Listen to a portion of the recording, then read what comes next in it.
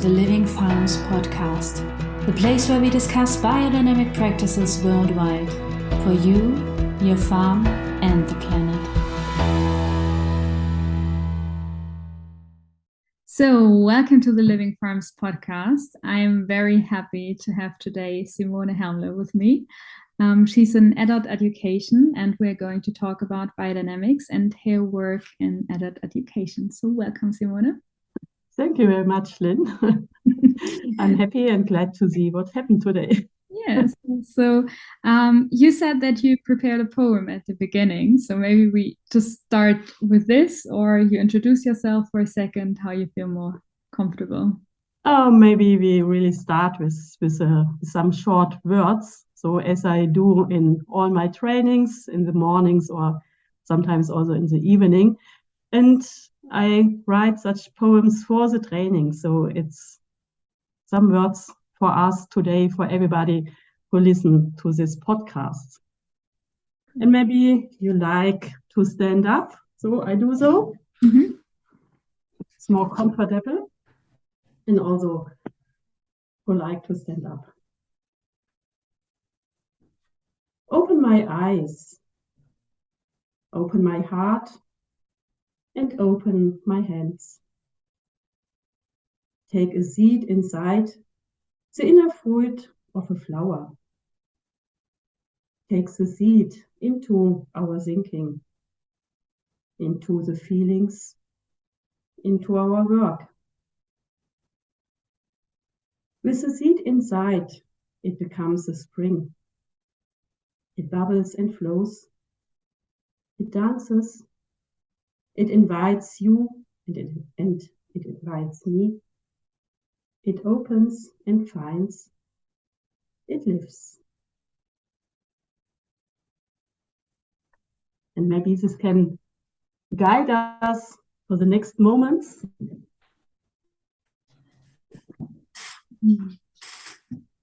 Thank you so much.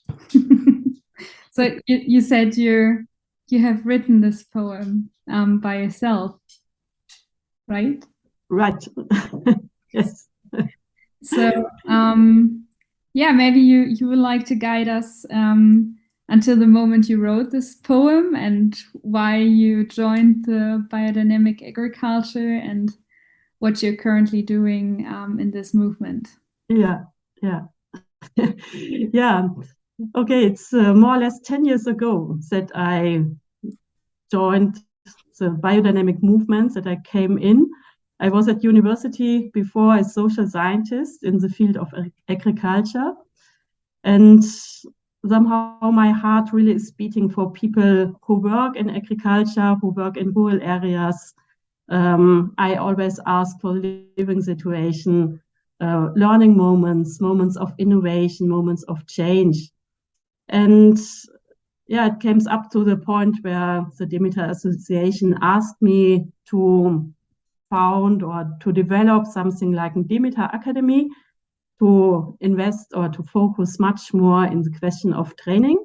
And this was really the starting moment for me to join the biodynamic movement. And I visited many farms in that time, spoke with many people, observed them during their work. And yeah, when we were together, we asked about, okay, what's going on? What is stressful? What are the beautiful moments? How do you live with animals, plants, and soil? What's your question to this relation to the cosmos?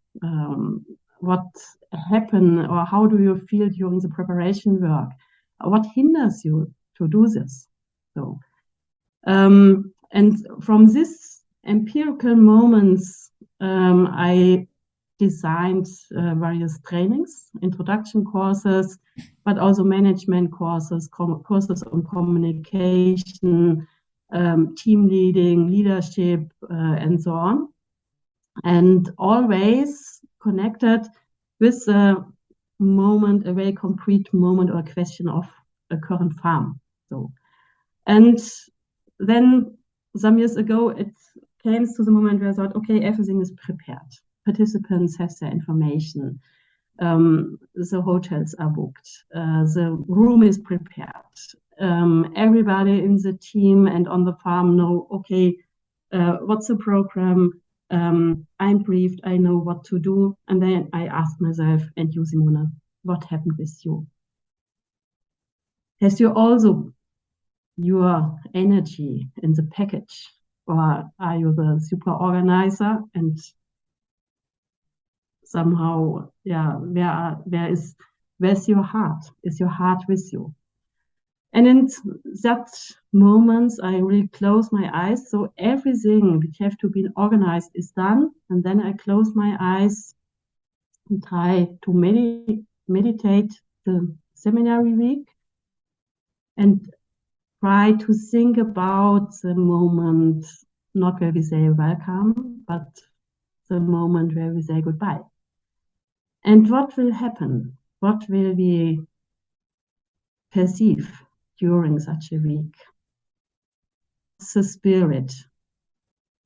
And in these moments, I write down some words in the form of little poems, which give guidance to the week, which invites the spirit, which creates a warm and trustful atmosphere. And somehow it's like a vision, but a vision which is really touchable. So, and very often I use poems to come in, to have a moment of silence, to say thank you to the experts, or to wish people a good night in the evening. And it's a very shiny moment. Yeah. Oh, that's great. So what kind of people join you on this way? Like what kind of people come into the courses and like, yeah, who's joining you? Yeah. Okay, what they all have in common, they are farmers or gardeners or viticultures. And actually, I'm leading a master course with young farmers, young entrepreneurs. So I'm working at the farm school at Lake of Constance, Landbauschule Bodensee. And we started this year, so it's so new. We started 5 months ago to offer a masterclass for biodynamic farm management.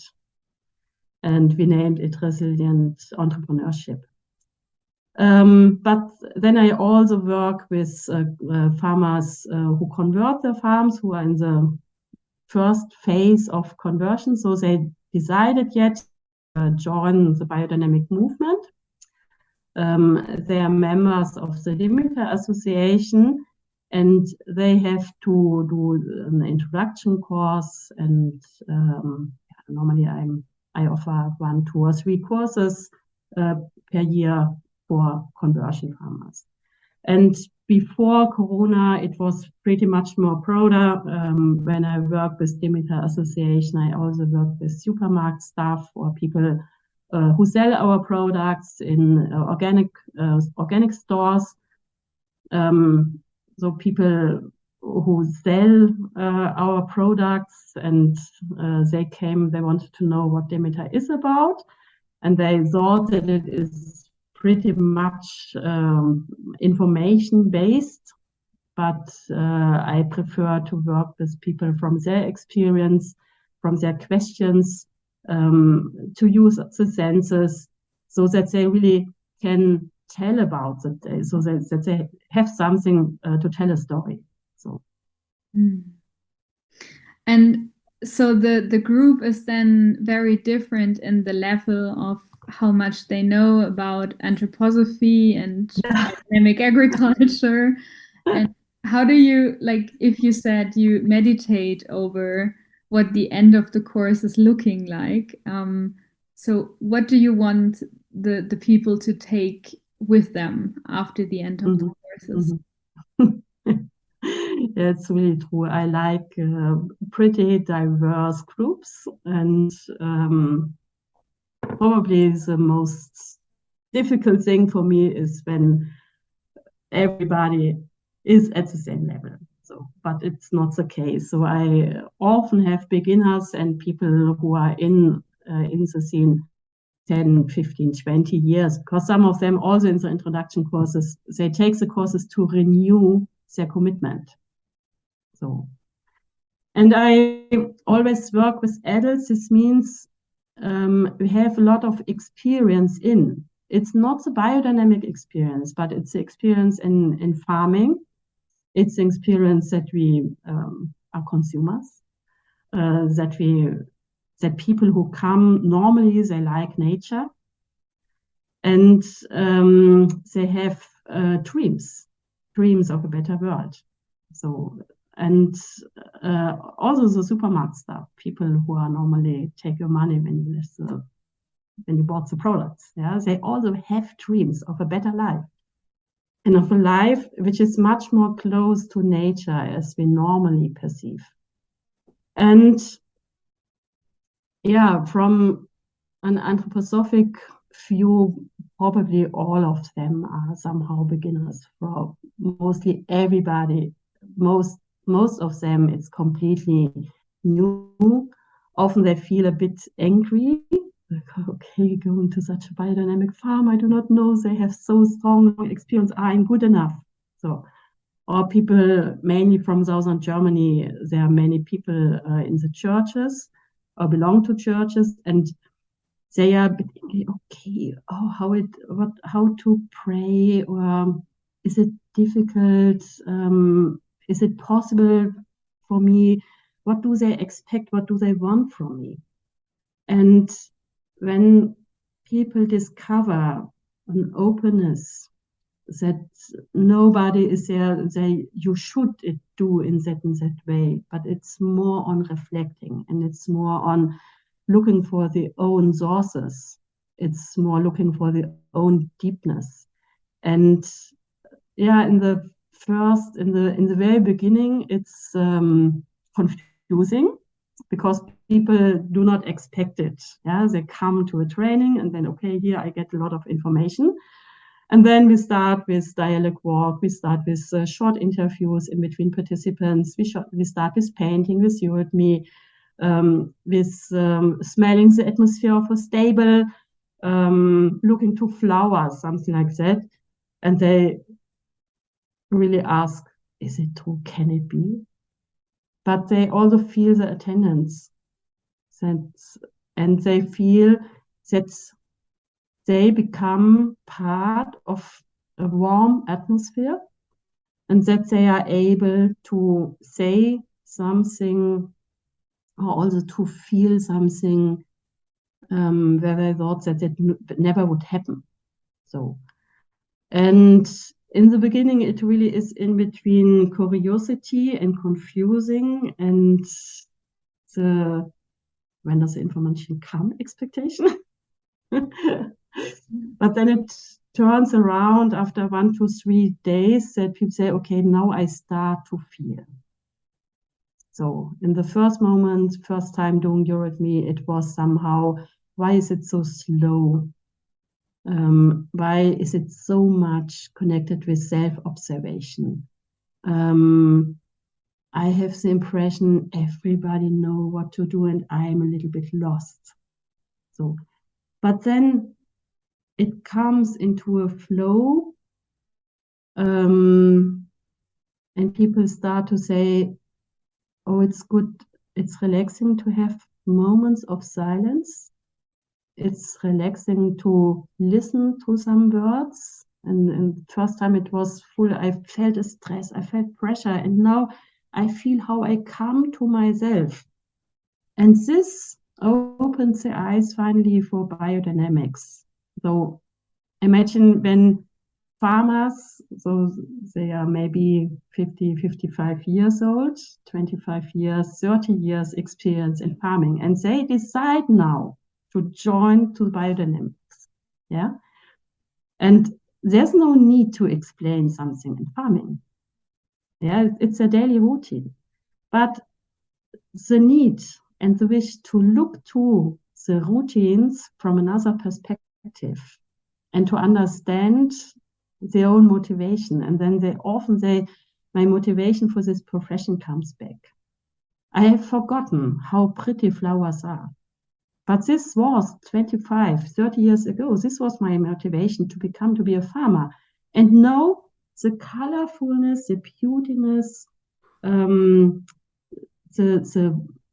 to be grounded on the earth and to feel the light and the warmth of the sun, to feel the rhythm of day and night. Now it comes back to my consciousness, and they all realize after 5 days, it's wonderful, it's a wonderful soil, but life will be harder from now on. It will be richer, more complex, more diverse, but somehow fulfilled. It's yeah, I totally can imagine the process going through, because I feel nowadays a lot of the people are so much in their head, and they are not in the sensory experiences. And when they first come into this experience, to move the own body, to make a voice, to draw something, to touch something, it takes them quite some time to get back to this fun experience like we were a child. So what kind of exercises do you do to lighten up this process, to make them come possibly aware of the benefits of biodynamics? Yeah. Well, in the conversion courses, I really start with color painting, with watercolors. And it's not so much painting, it's more meditation of water and color. So we make various rounds. In the first one, okay, most of you hadn't used watercolors for a long time. So it's really like in school that people feel, okay, I haven't done it for many years. And okay, make you familiar with the paper, with the water, with everything here. And then we start the second round, looking to the elements and coming into relation with the elements, and without steering. And it's much more about, well, what happened when I give an impulse, and then I have to trust in the forces of nature. So, and the task is to flood the paper with water so that it is really wet, no chance to make small lines. And to decide for one color only, and to make a drop, to put a drop of color to the paper into the water, and to look how it flows.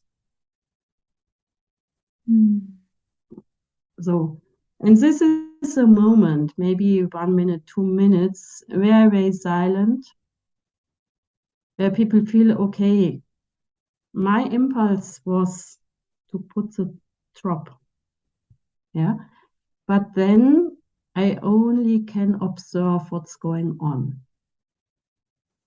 And then I ask them to put a second color, to make a second click, and to observe how both colors come into a dialect. If they are isolated, the quality of the water, if there is a difference now, what happened when they meet. So sometimes they mix, sometimes they flow, sometimes they keep alone. So, and to look to this conversation of colors. And then when the exercise is over, we let it go. So and then I ask to do twice an interview, which we already did in the morning. Who I am, who are you, what's my motivation, why I'm here, what experience with biodynamic have I already.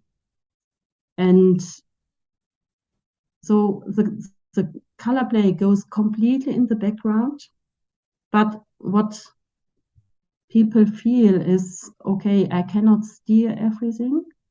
And what happens after I make something, I'm working, I give impulses, and I can run and make the next one. But what happens when I stay and when I start to be a companion for nature and for the animals and plants and so on? When I make it a little bit slower, and when I feel my breath, when I feel my heartbeat, and when I feel, okay, I'm much more a partner and not so much the manager of everything. And this happened in this moment. No? But well, it's for some of them, it's really hard to survive this strong moment. But I myself perceive it as a moment where the spirit come in and where it really helps us to work. And when we move then from this meditative and artificial thing, artistic thing to interviews and then back to plenary, then it is lightful, or it's close to ourselves. No? So, and very practical. Yeah, but it's a really astonishing, surprising moment. But often those who really feel, okay, it's not easy for me, they ask 5 days later if we can make it twice. This motivates me to make it, even when people, they don't like, oh yes, I was looking for that moment, I was waiting for that moment many years. No, this is not. They make it because I say, okay, well, I invite you to make this experience. And the power of these experiences comes back maybe 5-6 days later. So there's a break in. Oh yeah. Yeah. I can totally imagine a group of adults playing with the colors and then having those huge realizations of where they are currently in their life. It's great. And once they have done this, how do you talk about anthroposophy and biodynamics? Like, what kind of communication do you use? Do you use the, let's say, original texts, or do you explain the meaning, or do you use the specific terms, or how do you guide the people through each course? Yeah. Okay, coming into these questions, I really ask what they have in mind when they hear the word anthroposophy. So, or also what they felt when they were on the path to the farm where we meet. So I really ask them, and then people say, okay, I have heard this and this and that. Maybe there was a critical, was heißt Sendung, a critical film in the TV, or a report or something in the media which was critical about us. And then they often say, okay, I cannot discover the relation of what I heard about you. And when I'm here, I feel, okay, you such nice people. Where does it overlap? So people often ask, okay, why do you think in such huge time frames? So this is the Greeks, or going to the beginning of the earth. This is one of the typical questions. Or they say, okay, I'm somehow religious, and now I do not know if I do something else. I really do not know how to speak about it. Then people often say, okay, I'm now here, and customers ask what I do, but I'm so new, I have so less experience, I cannot explain. I can feel that it is quite right, but they are not satisfied with my feelings. They will intellectual arguments. Yeah, and then I often ask if they have some reading experience, or if they go to groups where people talk on talk about life questions. If they somehow read. So I ask a little bit, so really to look what experience is there and how familiar are people to talk about such things. So, and what I discovered was what is very eye-opening is to tell a little bit about the story and about the questions which farmers had 100 years ago when they asked Rudolf Steiner and invited him for the lectures. And okay, it was about soil, very, very practical. It was about food quality, very, very practical. It was about labor. It was about education. Yeah. And it was not about big ideas, but people ask for certain new perspectives. They want to understand the things better. They wanted to understand where does the differences come from. And to tell them that people were not really happy after the first and after the second, after the third lecture, that they were completely confused. And I guess that the second lecture is something like a reset to start twice. So there was the first lecture, and they looked around, make farm walks, discussed a lot. There was a festival. And I really can imagine how Steiner was confronted with a mixture of critical, aggressive, non-understanding questions or comments. So how to start, yeah? And then he starts with this idea of man, of farm organism, of farm individuality. So, and I invite people then very in the beginning of the course to read the first sentences of the second lecture. And but we are not doing it in plenary, we are doing it in groups with 3 people. And I ask them that everybody reads the text loudly for the others. So you read it 1 time and you listen it 2 times. And then people speak about it and then they come back and say, okay, it's about practice. It's not about the intellect. So it's not about philosophy.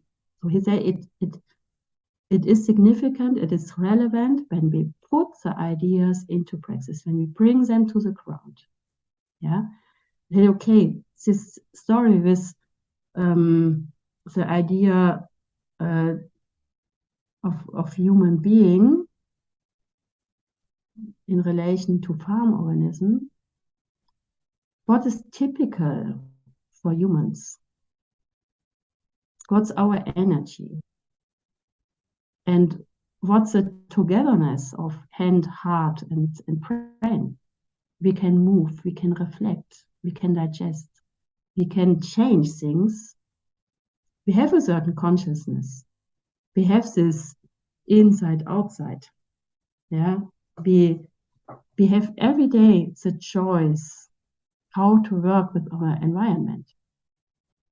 Yeah, and when we understand ourselves better, then we have like a Spickzettel, like a tip list in ourselves.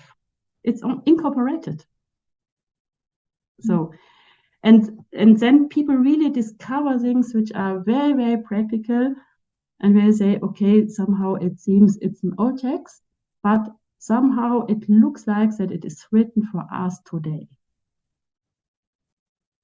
So, and then, well, what I also make very often is to cut the agricultural course into pieces, that everybody get a sentence for the week. And say, okay, this sentence now is your companion when it is, when you feel lost. Take the sentence, okay, you are my friend. If I like you or not, but you are here. You go with me through this week. Help me. Yeah, give me orientation, even when I do not found it. But you are here. you will not keep me alone. No?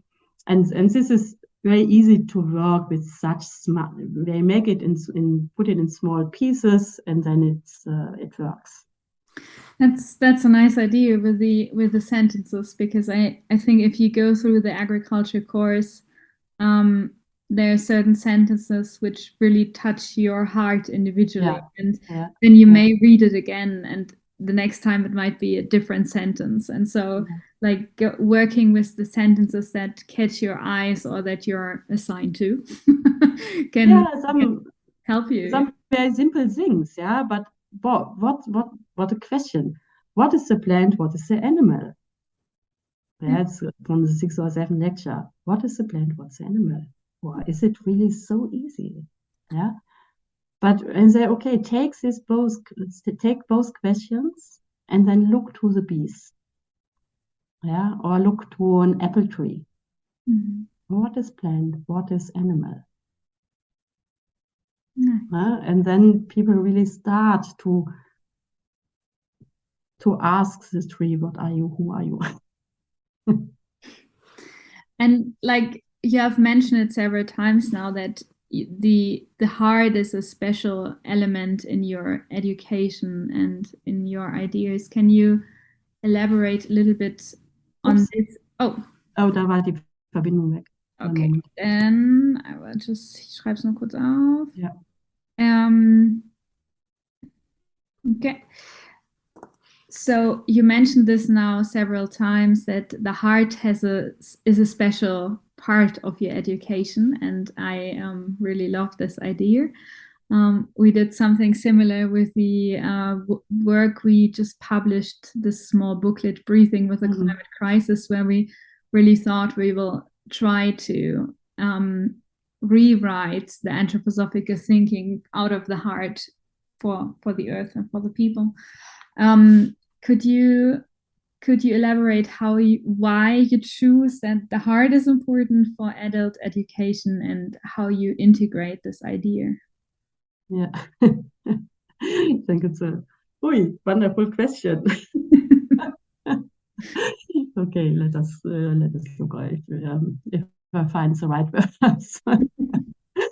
Maybe this aspect started very early in my professional life, because in sciences, or mainly in natural sciences, we somehow think that feelings disturbs us.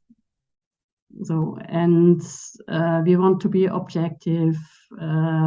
Everybody should be explained, and somehow, and often I thought, okay, we scientists really learn to go out of our body and to be in such a distance, not only to the study object, but also to ourselves too. So, and for me, as empirical social scientist in this field, it was impossible. Okay, when I in an interview situation, if it is with questionnaire or if it is a qualitative interview, it doesn't matter. But then we are in a dialogue, even when it is a special form. But I'm interested in the partner. Yeah, and how can I expect that somebody offers me her or his experiences, or what he or she is thinking about, when I'm completely in my brain? Yeah, and where does openness happen? And I think it happens much more here than here. So, and then the next aspect is that, where do we think? Is it really in the brain, or is it often an intelligence which we have in our hands and feet, and also an intelligence which we feel in our stomach when something is going wrong? So then we know it. And what's the task, or what's the job of our heart, which somehow is in our center? Yeah. And when I started to study anthroposophical things, I often thought, okay, somehow I feel it's too separated. It's this three-foldedness, and often there's a part which is for the brain, there's a part which has much more to do with feeling, there's a part which has much more to do with willingness. But isn't it always together? And what happens when we start to think out of our heart? When the heart is much more than an organ of empathy, and when we say, okay, openness of the heart, it's nice, but what happens then? Where do I come in? How is it structured? Are I really invited to come in, or is it open and it's a wind blowing something? Yeah. And what really happens when we don't feel our body, when we are so much in this intellectual thinking that they, okay, it's hard work, it's like a marathon for our memory. And what happened with the rest of my body? So, and when the thinking should be moved or flexible, isn't it also important that I also move, that I make a walk, that I sit down and up, that I feel the circulation, that I feel my breath, that I feel my body, so that I feel the heartbeat, and that I learn to trust in my heartbeat. Yeah, because when something really is interesting, normally the heartbeat is stronger. Yeah, during meditation, normally it becomes to be lower. And which guidance can I get from my heart when I learn to listen to my heart and when I learn to work with the intelligence of my heart? And this was a moment where I perceived that when I move the thinking from here to here, that my intellect is not going away. In the first moment, it feels a little like that. Yeah. But it only moves from here to there, and it meets a source which comes from far away. But the meeting place is the heart and not the brain. And then the warmth and the thinking comes together. And I really think this is a partnership or a new quality in consciousness. And the other way around is I'm really confronted in trainings with this, or even yet during this Corona time. So when you look at us both here in Zoom, we see the shoulders, we see the head, and then hand. Yeah. And then we have this strong need for information, more information, much more information, and scientific results. It's important, yes. But what gives me the trust into it? Yeah, and what happened now when we think about artificial intelligence? Do we increase here more into this direction? And then it is not longer connected with ourselves. It's hard to have a really stable, movable, particular relationship to us. Or can we learn new to trust in ourselves and to be in a relation with the inner depth with an environment? It's not for ourselves, it's for the earth, it's for the farm, it's for the customers, yeah. So we are not doing it normally for ourselves, we do it for other people and we do it for the earth. So, but what helps me to be in a good contact with me and with an environment. And this brings me again to the heart. So yeah, definitely. I mean, like when we're connected to the earth via the body. So that's for me, like to connect with the earth is Yeah, a very much body thing, and at the same time we're connected with our thinking, with the heaven, and then like in yeah, the heart, it's yeah, everything is coming together. So yeah, and then it becomes so powerful. So I really love the aspect that you include this on purpose in the education and adult training. So that's really great. But how did it how did it change? You just mentioned now with Corona, I mean, people are more in the online courses. I know you've done also quite many online courses as well. How did you manage to still come from a heart in online education? I mean, that's extremely difficult, I assume. Yes, it was. In the beginning, it was extremely difficult because I I've forgotten everything I've learned before, and I was so fixed on the what Zoom allowed me to do. So, and I also thought in the beginning, okay, computer means that we are sitting without any possibility to speak, and that we only listen to experts who offer us something, but we cannot react. And the experts cannot see our reactions, so they cannot read our bodies. They cannot smell the air without oxygen also. And it was so frustrating in the beginning because I really thought, okay, now everything what was important somehow is gone. But then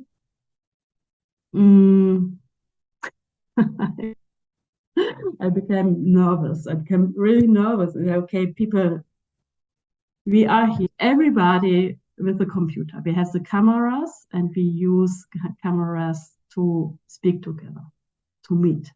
This is the only chance we have in the moment. But we can use our hands to write something, to make notes.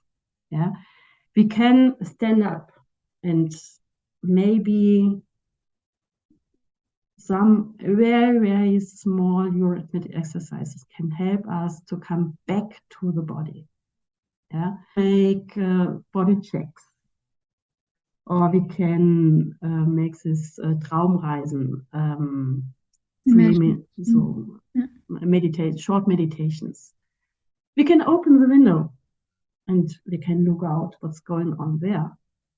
We can leave the office and make exercises, everybody on his farm, in his stable, with his plants.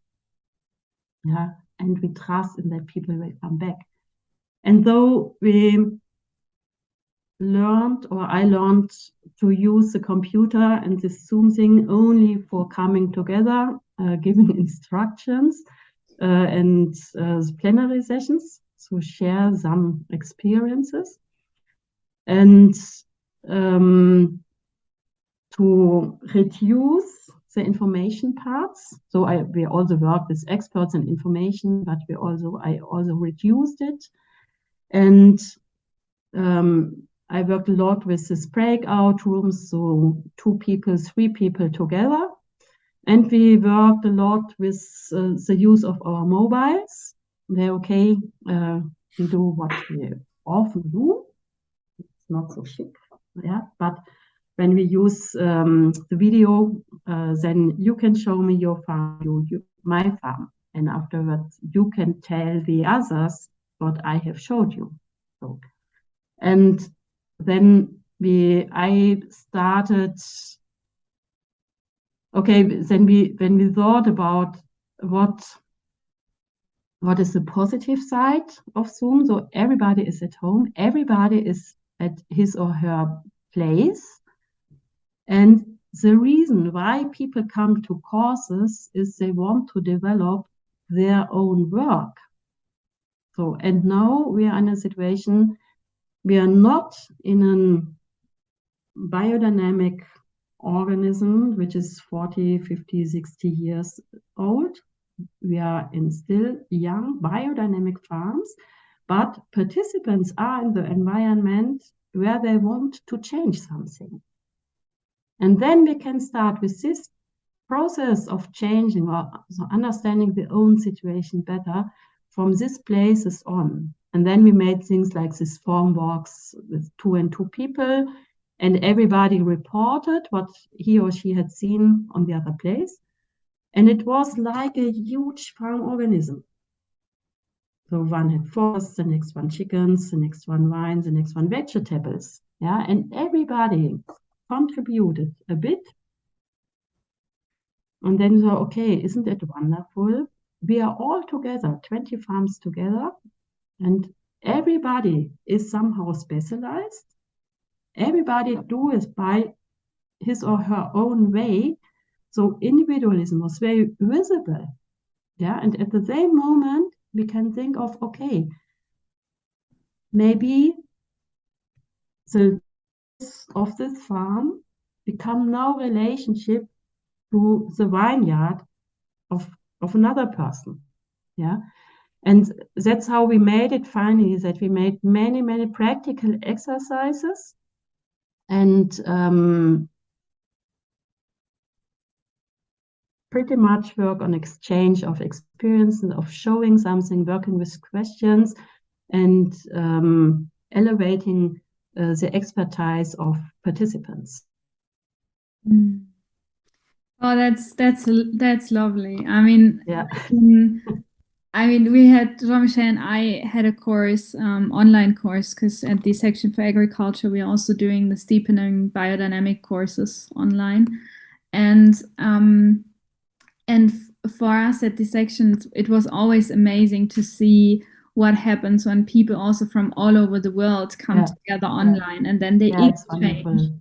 And they have so many different forms of farming, and they come together and exchange and get inspired with new ideas. So I think that's one of the beauties of online teaching. And if you do it like you are doing it, very practical and also integrating the body and the mind and the heart, then it's a lovely way of learning. Yeah. So and people they were in a familiar environment, and they learned to see their own environment with new eyes, and this was finally the most beautiful effect. So, but I also remember when I joined the trainer meeting of the African group, and they asked trainers on which questions they have worked. So, and it was so beautiful to listen to them, because we also had more for our training, and to see, okay, these are the questions just now in this moment all over the world, and everybody is looking for particular answers. Yeah, and to see and to feel how the potential of the region and the potential of people who come together, this is our potential. And this makes it so wonderful. And I also think this makes it so powerful. It's reachable. Yeah. And we are somehow we make it, not other people make it. That's lovely. So maybe then I'm just looking at the time, and I really enjoy your insights on adult education, and I was just wondering, like, to come to the last question that I always ask, like, why do you continue working in biodynamics? And we maybe add, why do you think, what are the 3 main reasons to work in biodynamic adult education for the future of our systems and planets? So I like this question. I really thought, and it was so easy. So thank you that you sent me the questions in advance. So the others were much more difficult. But so here, it was so clear, 3 moments. And I think one moment, or maybe the most important really, is that biodynamic is an agriculture of love and dedication. It's an agriculture of partnership with the earth. And we spoke about this worldwide view. When I look from the worldwide perspective, pretty much work is done in small-scale farming, is done by women. And we can make it out of our resources, so we are free. And when we perceive this, we are free, we are not dependent. So we got everything we need from the earth and from the cosmos. And when we catch it, then we really have potentials, or biodynamic really has the potentials to make us free. And second, it's from the rather beginning, I really think it's the food quality, so that we have food, that we nourish ourselves, that we nourish not only the bodies, that we also nourish our souls, and that we nourish our consciousness. And we have spoken about the heart and emotional intelligence. And I think therefore we really need living products from living farms, from living people. and in the end, the earth is hungry too, not only human. So I think our job is to care the organism earth, and when we take it serious, that the earth itself is an organism. The earth is crying so loud, and we are not able really to react on it, to listen it. But I think biodynamic farming is a way to care for the earth, so we somehow make care work for our planet. Yeah. 3 very good reasons, I would say. Yeah, thank you so much. We will link your Freie Landbauschule Bodensee in the show notes for those of the listeners that are in Germany located. And yeah, it was a pleasure having you here with us in the podcast, and just keep up the good work. And I'm happy many more farmers will be happy to join the biodynamic movement. Yeah, thank you, Lynn, for the invitation. So we talked a lot about the conversion courses and what's living there, what's ongoing there. But this is a longer experience. So with this masterclass, we started in January. So we are now in the 5th seminar week. It's so new that it's hard to speak about.